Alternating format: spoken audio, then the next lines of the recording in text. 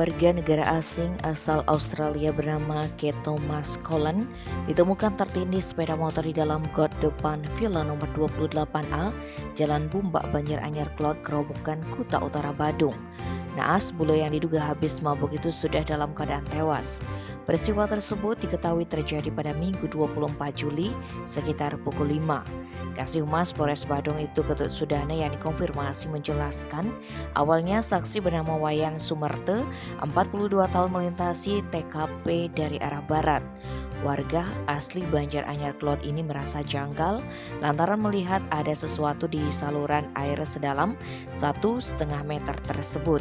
Saksi pun mencoba mendekat dan mengeluarkan ponselnya untuk menerangi. Ternyata dalam selokan ada sepeda motor Honda Vario Tekno warna hitam.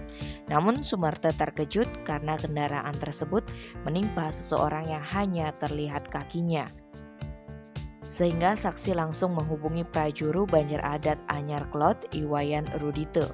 Tak berselang lama Prajuru datang ke lokasi untuk mengecek dan melaporkan ke polisi. Pukul 6.30 tim unit kecil lengkap Polsek Kuta Utara tiba guna melakukan pemeriksaan dan olah TKP. Polisi juga berkoordinasi dengan BPBD Kabupaten Badung untuk proses evakuasi. Ketika diangkat dari got oleh petugas, bule tersebut dinyatakan telah meninggal. Aparat menyimpulkan Kate mengalami kecelakaan tunggal alias out of control. Korban diduga berkendara dengan keadaan mabuk sebab di TKP juga ditemukan 7 botol bir bintang. Tim Bali Express melaporkan.